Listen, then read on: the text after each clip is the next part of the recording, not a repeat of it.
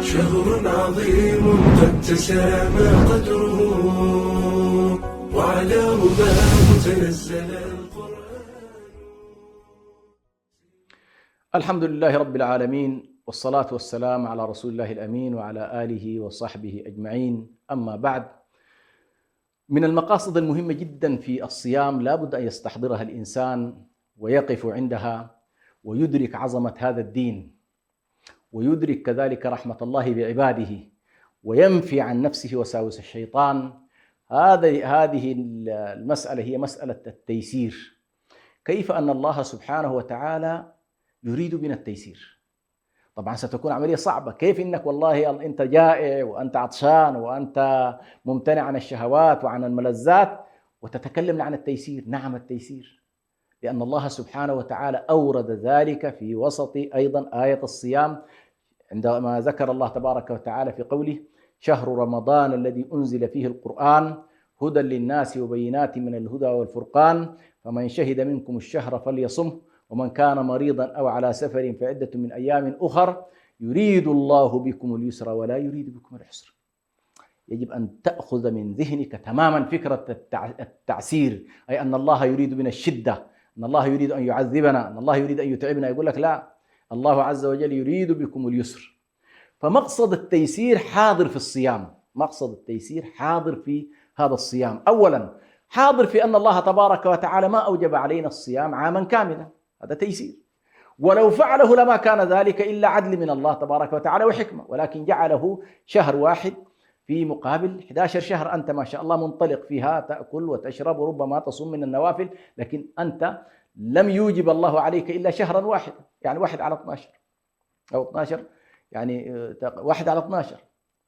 هذا تيسير من الله سبحانه. أيضا يسر الله تبارك وتعالى، ولا بد أن نستحضر هذا المعنى، يسر الله على المسافرين، ويسر الله على المرضى، ويسر الله على الحوامل، ويسر الله على المرضعة، ويسر الله تبارك وتعالى على الحائض، ويسر الله على النفساء. هذه كلها حالات تيسير. فما جعل الله تبارك وتعالى علينا في الدين من حرج. أنت لا تستطيع أن تصوم، مريض افطر. الحامل يمكن إذا خافت على نفسها أو على ولدها تفطر.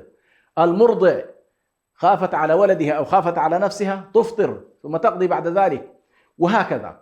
الكبير، كبير السن الذي لا يستطيع أن يصوم مطلقا، يفدي، يعني يخرج طعاما. إذن مسألة التيسير سبحان الله حاضرة في كل هذه المساحات. ولذلك الله سبحانه وتعالى يقول: يريد الله بكم اليسر ولا يريد بكم العسر. ما يفعل الله بعذابكم؟ الله عز وجل لا يريد أن يعذبنا، لا يريد أن يتعبنا، يريد أن يصلحنا، يريد يصلح قلوبنا، يصلح. والله عز وجل ألا يعلم من خلق وهو اللطيف الخبير. ويقولون كلما الأمر زاد شدة ازدادت مساحة الرخص فيه. يعني القاعدة تقول بأن الأمر إذا ضاق اتسع، يعني كلما حصل الشدة وسع الله تبارك وتعالى في مساحات الرخص. وبالتالي هذا المقصد لا بد أن نستحضره ونحن نؤدي هذه الشعيرة العظيمة، شعيرة الصيام. نقول الله تبارك وتعالى ما يريد من العذاب، ما يريد من العنت، ما يريد من المشقة، الله عز وجل يريد من التيسير. فالذين يستطيعون أن يصوموا وهم أقوياء أشداء أصحاء، هؤلاء بحاجة إلى الإصلاح من خلال الصيام.